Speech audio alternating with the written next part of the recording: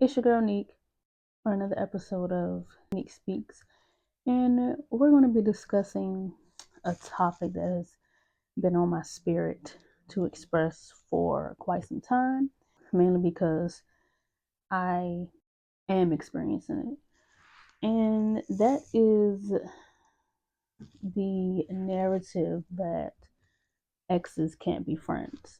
My perspective on that is that that concept is quite redundant, right?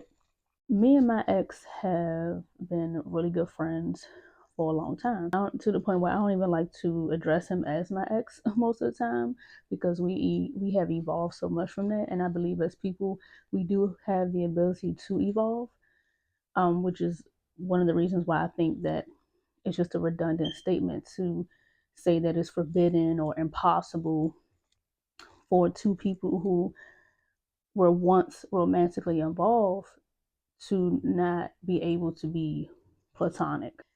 And I know that that has some levels to it, and I'm gonna get into that shortly. So, me and my friend, we have evolved to many levels in our relationship, and to where we have become really good friends. I really consider him one of my best friends, which is really how we began. And then eventually we became romantically involved. Then we were enemies for a little time, and then eventually we circled back into being really good friends because of, healing and growth individually and with our relationship with each other. And I cherish that. I'm so grateful for that, because there were times where I thought we wouldn't make it, but our friendship has always been the core of our relationship. And then the love that we develop for each other has stood the test of time. And those are the type of relationships that you just don't throw away, especially if you just used to have sex with that person. Like, seriously. Now, the girl has been single for quite some time. But my friend, on the other hand, um, has been in other relationships.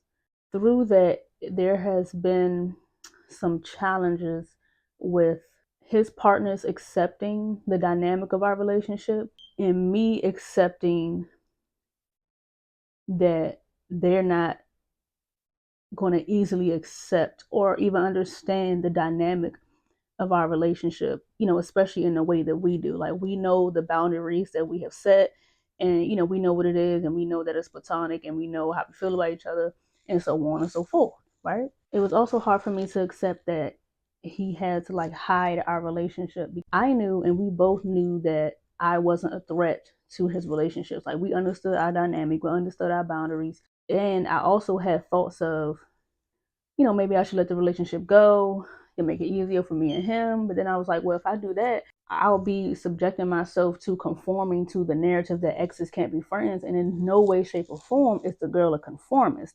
I don't like to conform to any mediocre conformist agenda, idea, or concept just because, the majority has been conditioned to believe that. I just refuse to do that. The girl is just a different girl like that. Like, my life is different like that. That narrative is just so irritating to me, because it's just like that people just make it seem like it's so forbidden and so impossible to do, when it is very much a thing.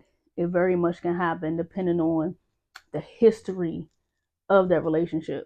So this is the part where I have to compartmentalize, because I'm not, in no way, shape, or form am I condoning maintaining a relationship with said person, with an ex who has abused you mentally, emotionally, spiritually, romantically, physically, or financially.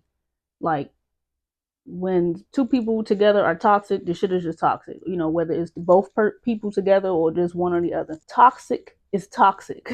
Point blank, period. And use your discernment. Like, come on, at this big old age, right? I'm just saying, just because me and say a person were once romantically involved doesn't mean that we're incapable of being platonic. My friend and I have built a strong, solid bond.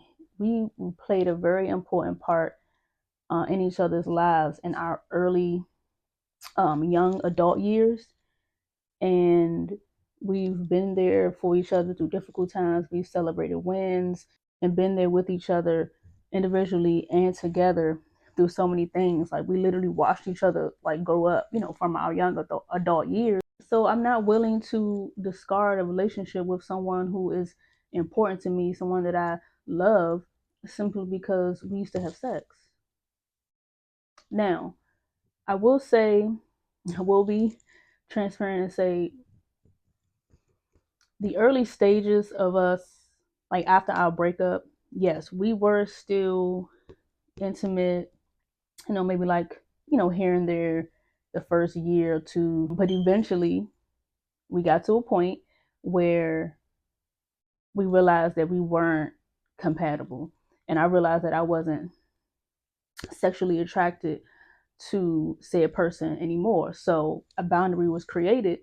And even from that point, we evolved even more in our relationship. Like I say, our relationship goes through many stages and evolving to different levels. And I cherish that because that happens in a lot of relationships, whether it was your friends, your family, your children. Like that's just what relationships are. So if you are fortunate enough to have those relationships that stand the test of time, that's something that you should hold on to. And let's be for real, the main reason why your ex's partner may be threatened by, your existence in their life is, or your dynamic would be simply because they fear that you and that person will continuously be having sex or being intimately involved. That's not always the case. Like once you say a person have developed that boundary and you say, hey, we're not gonna cross this boundary. Other than that, what would the problem be? What's the issue? Only other issue would be you just simply are just insecure about that dynamic because of what you've been conditioned to believe. And just recently, me and my friend have evolved once again in our relationship because I was still struggling with the fact that he had to hide the relationship that we have. I got the clarity and reassurance that I needed because he told me that he can't help or change or refute how someone feels about our dynamic. And I was like, you know what? You're absolutely right. So for me, that means me and said woman will have to accept that we coexist in this person's life. I can enjoy the relationship I have with my friend, and she can enjoy the relationship that she has with her man. And if we can accept that we coexist in this person's life, then what is the problem? And then also he can, you know, be happy with experiencing, that friendship with me and experiencing a romantic relationship with her. And I think that's great. I think that's beautiful. At the end of the day, he is the common denominator, and he can decide, well, shit, I don't want a relationship with neither one of y'all to keep his peace. And then what? I'm just glad once again that we have even evolved to that point. So that's it on this episode of Nick Speaks. Like, share, comment, subscribe. Leave any comments expressing your experience or your thoughts. I would like to hear what you have to say. Remember, think for yourself. And I'll catch y'all next time. Bye. Oh yeah, follow the girl on her socials because there are many ways that you can resonate with the girl if you resonate with the girl. You know what I'm saying? Support the girl. Toodles. Toodles. Neck ass.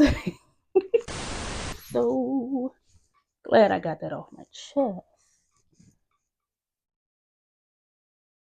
Still that girl.